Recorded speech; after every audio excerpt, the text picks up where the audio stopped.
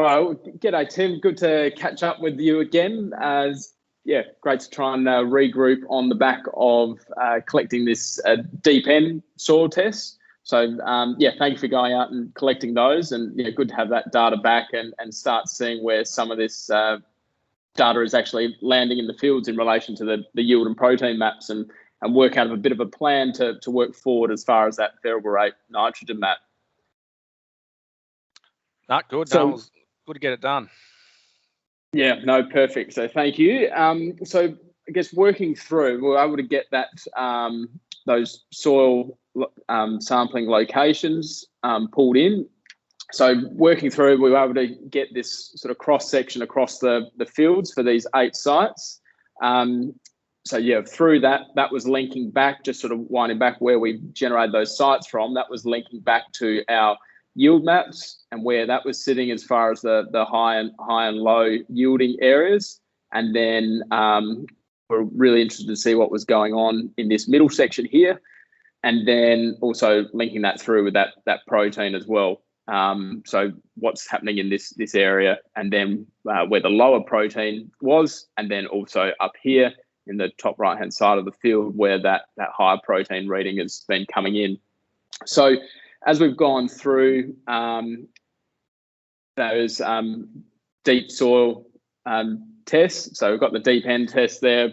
It was for this round, it's been great. You were able to segment them all down. So you've done the 0 to 10s, 10 to 30, and 30 to 60. So you've got those incrementals, been able to capture that data down through the layers. So that's really helpful to be able to build really a good understanding of what nitrogen have we got there, and from there we can start building some of those yield targets and really start tightening up how we should be going into this season with confidence on getting this variable rate nitrogen plan around. So working through that from here is, I'd say we've got these 8 sites. As we've sort of gone through, we've worked through what sort of total nitrate, nitrogen, and ammonium there's been in each of those layers. So looking at those 0 to 10s, 10 to 30, and 30 to 60, like we touched on, worked out what that total nitrogen pool has been, and then working that through. Obviously, that comes out as a milligrams per kilogram reading. We've got to get that through into a kilograms per hectare, just to help make it make sense and put into context, especially when we come to try and address that urea application. So just standardize those numbers there. So working on sort of roughly on this clay loam textured soil, so working on that bulk density assessment of around that 1.4. So we have that total N in kilos per hectare, ranging from sort of that 24, 22s, sort of most of them are in the 20s, and then one in the 30s, and then this other one up at 44. So the highest where those again lay out is across through that field, is that we've got 1, 2, 3, 4, 5, 6, 7, 8. So those that higher reading is again coming in that higher protein zone, which is what we quite commonly see. So where that higher protein is, we haven't had the yield necessarily driven out of there, but that higher protein area quite often will have just slightly more deep end, residual deep end left over from that previous season. So that does match up.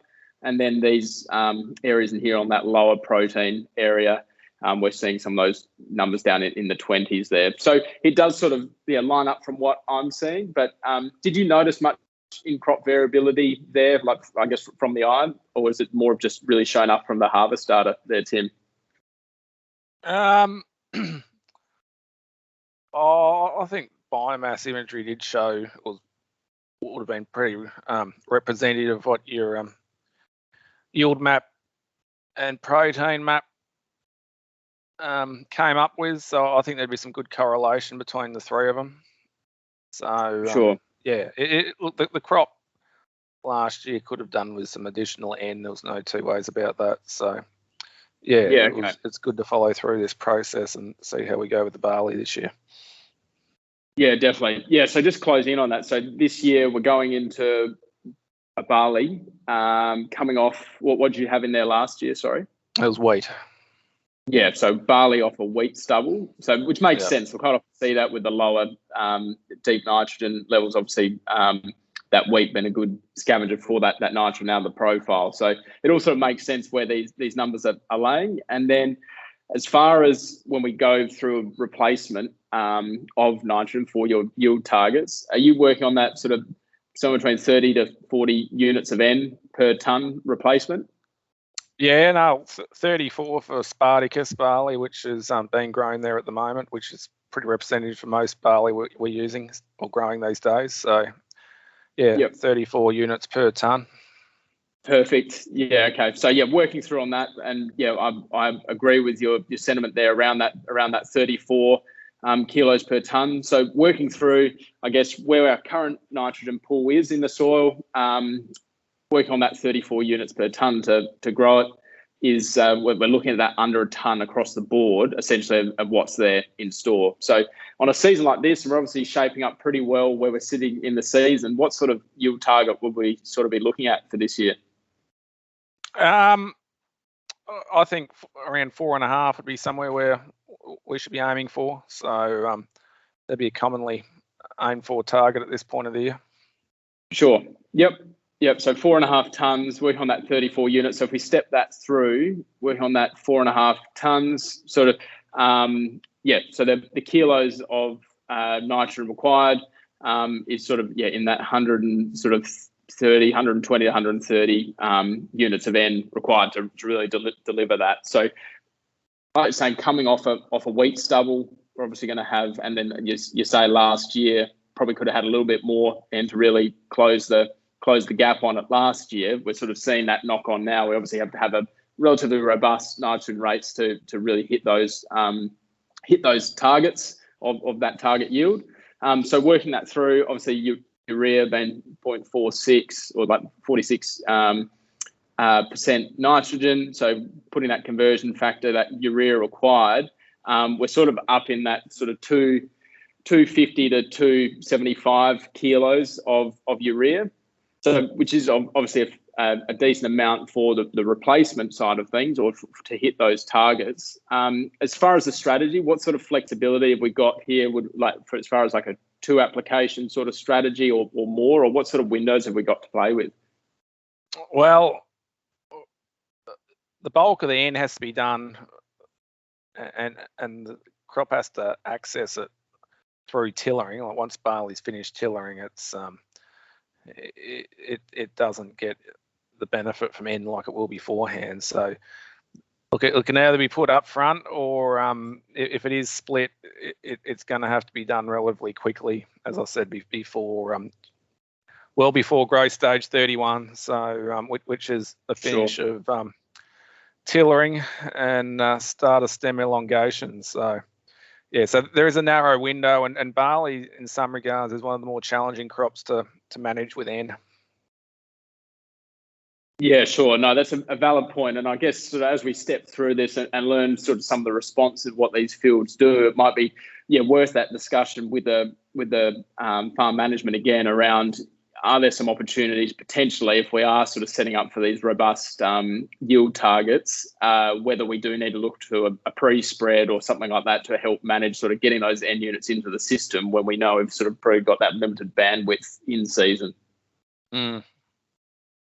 So sure. I guess from here, if we work on those units, and I guess for me, we'll be working through, I think initially we start targeting the 2 applications, and I guess from that starting point, we'll probably need to be up around the 100 odd kilos of urea, sort of as that average rate, as far as each application would need to be. So that'll clock us up to, if we use 100 kilos as our average, the areas that are going to need more will probably be up 120 sort of plus. And then what we can then do is, if they're obviously the 2 applications, that's going to help start closing that gap on that 4.5 tonnes. And then we haven't had as much mineralisation coming into this season with, a drier autumn coming into this season. So we will be expecting a little bit of mineralisation to come in during this spring, especially as soils start to warm up. We get that mineralisation starting to kick in. We don't probably want to bank on that too much. I guess we'd love to use that as the bonus in the system, in this sort of system. But I think we've got to be aware of what we can account to apply. And I guess with everything going on with urea prices and everything this year, we've got to keep an eye on how we manage the expectation on this yield target. Yep. I think straight after cropping, a fairly robust rate of, well, I reckon 150 kilos, and then whether we top that up maybe a month afterwards to those variations within the zones could be a way forward. But we definitely need to get a fair bit of in on that paddock in a hurry. Sure. Yeah. So happy to work in with that then, sort of around that, especially that first application around that 150 then, and then work from there. That'll set it up and then push it forward. Again, like we sort of had some discussion around the phosphorus and where we might play around with some of those higher P rates to see if we get a response. Just remembering in this lower yield area, lower yield, lower protein, in through here where we ran just some P strips, just to have a look at whether we could get a phosphorus response on this lower yielding area, and whether we also look to run some nitrogen strips through those areas as well. Because what we can see, obviously, on different scenarios, we see a really good response to the low yield, low protein areas, either responding really well to that extra N. They're just more limited in the reserve pool and everything, and responding to extra nitrogen, and others aren't, and it might be more of a subsoil constraint that's holding them back. So I think either side of that phosphorus sort of strips we had through this area, we might look to try and push some of those rates, and we sort of do, potentially 1.5 times the rate of urea each time to try and really see how much we can push that area. And as well, to, I guess, in all of this, it's helping the farm managers understand as well what, I guess, extra potential there might be in these fields when we look at trying to bridge this gap on this shortfall, and using protein as that indicator. So where we're seeing that lower protein coming through is saying, actually, they're probably the opportunities for ratcheting that up a percentage point or so is actually corresponding with a yield increase as well. So rather than it looking like a direct cost on just more urea to be applied to not necessarily get a yield gain, we're actually chasing that protein gap to show where that yield potential increase is. So it'd be really interesting to see if this area, which has shown up as that low yield, low protein area, showing that low protein there as well, see if that will respond to a higher rate of nitrogen, just as a trial strip for this year. Yep, I think high-end strips are a great management strategy. Yeah, so it'll be interesting to see how that goes. So I'll work in on getting these strips made up, so we can turn that into a simple variable rate nitrogen map. So working on, essentially, if we go for look to that around that 150 kilos mark for this first application, we'll get that map made up, and then we'll close out doing it the second one if once we adjust the rates for a month's time after that. So I reckon we'll start playing around with that and then run it past you before we hit the green light, and then we'll get that packaged up and get it to the farm and be able to implement it. Sounds fantastic.